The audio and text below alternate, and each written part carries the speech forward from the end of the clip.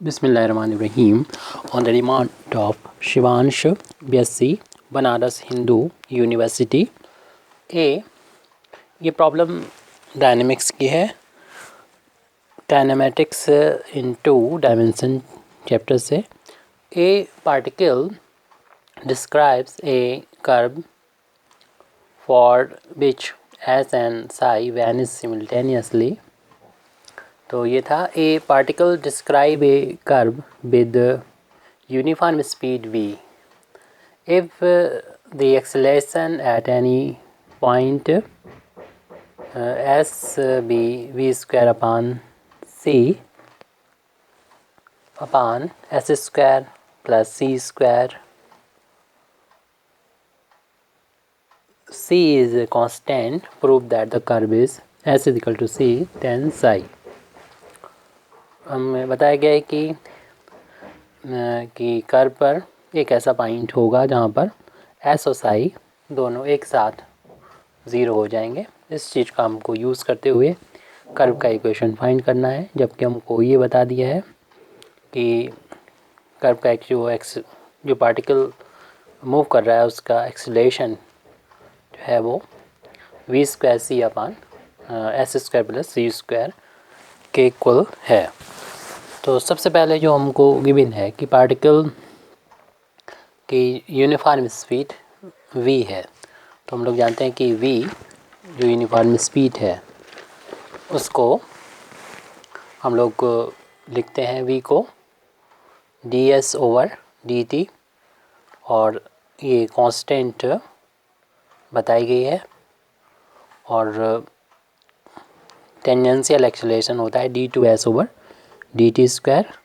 v जो कि constant है तो इस d2s ओवर dt स्क्वायर का मतलब है कि हम ds ओवर dt का दोबारा से डिफ्रेंशिएट करें t के रिस्पेक्ट में और ये वैल्यू v के इक्वल है. और v जो कि कांस्टेंट है और कांस्टेंट का डिफ्रेंशिएशन 0 होता है, इसलिए d2s ओवर dt स्क्वायर की वैल्यू 0 के इक्वल आ गई. अब किसी भी पॉइंट पर एक्सेलरेशन हम फाइंड करें. Therefore, acceleration at any point S है, ये हम लोग इस तरीके से निकालते हैं. Square root tangential acceleration whole of square plus normal acceleration whole of square. Tangential acceleration की वैल्यू होती है जो भी हम लिख चुके हैं d2s ओवर dt स्क्वायर उसका whole of square plus normal acceleration यानी v स्क्वायर अपान रो उसका होल ऑफ स्क्वायर. क्योंकि ये वैल्यू 0 के इक्वल है और ये वैल्यू v स्क्वायर अपान रो ऐसे लिखा रहने दें और 0 होके इसमें ऐड होके इतना आ जाएगा और स्क्वायर से रूट हट के ये वैल्यू हो जाएगी v स्क्वायर अपान रो के ही इक्वल आएगी.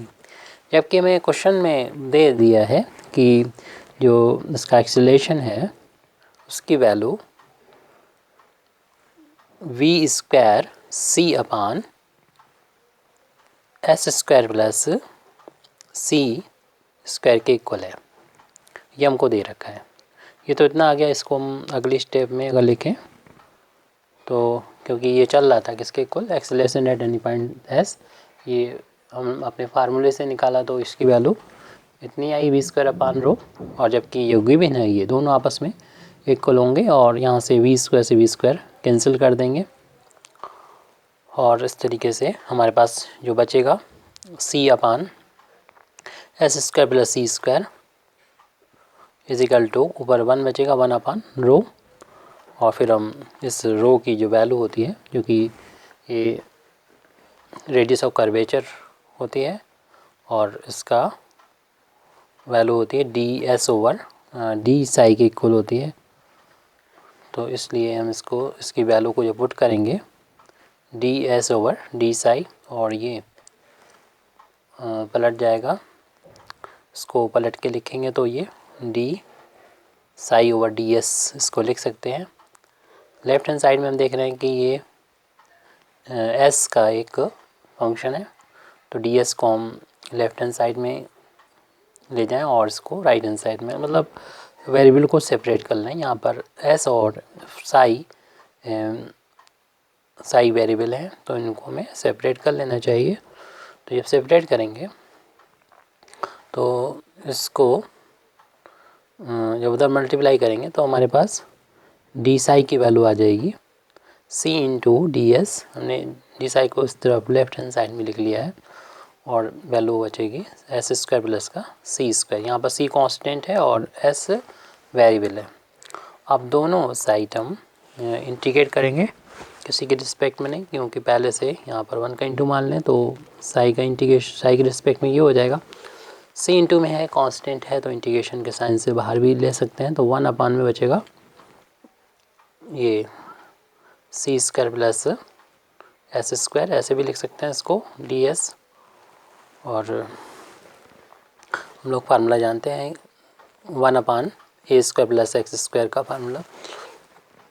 एक्स के रिस्पेक्ट में ये होता है 1 अपान ए टेन इनवर्स एक्स अपान ए। इस फार्मूले का यूज़ करेंगे हम यहाँ पर, और एक्स की जगह पर एस है और ए की जगह पर सी कांस्टेंट है, और 1 का इंटीग्रेशन साई के रिस्पेक्ट में साई हो जाएगा। तो ये तो वैल्यू आ गई लेफ्ट हैंड साइड में साई, राइट हैंड साइड में सी इंटू में था, और जब फार्मूला लगेगा तो वैल्यू आएगी फार्मूले के अकॉर्डिंग 1 अपान सी और टेन इनवर्स एस अपान सी। और जब भी हम इंटीग्रेट करते हैं तो इंडेफिनिट इंटीग्रेशन में कांस्टेंट ऑफ इंटीग्रेशन हमको ऐड करना होता है, तो कांस्टेंट ऑफ इंटीग्रेशन हम कोई ऐड कर देते हैं, तो माना कि वो ए है और उसकी हमको वैल्यू भी निकालना होगी। ये सी से सी तो कैंसिल हो जाएगा, तो इस तरीके से साई की वैल्यू हो जाएगी टेन इनवर्स एस अपान सी सी प्लस का ए। और जो हमें ब्रैकेट में दे रखा था जो कंडीशन, उसका हम यहाँ पर यूज़ करेंगे।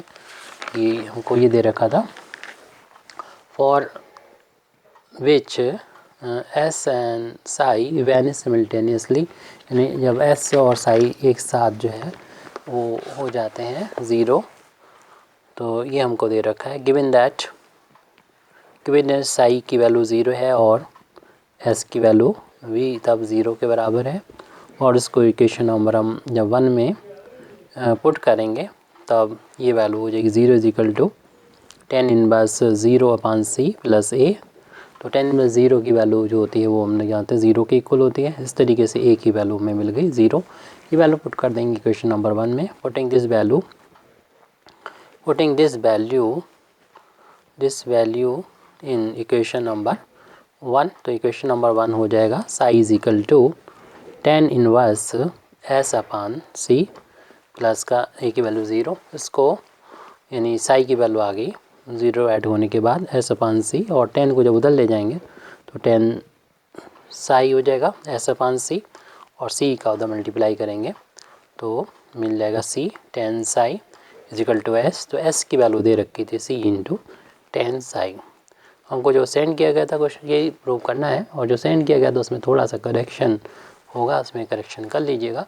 Thank you very much Indeed for listening me. आखिर दावाना अल्हम्दुलिल्लाहि रब्बिल आलमीन।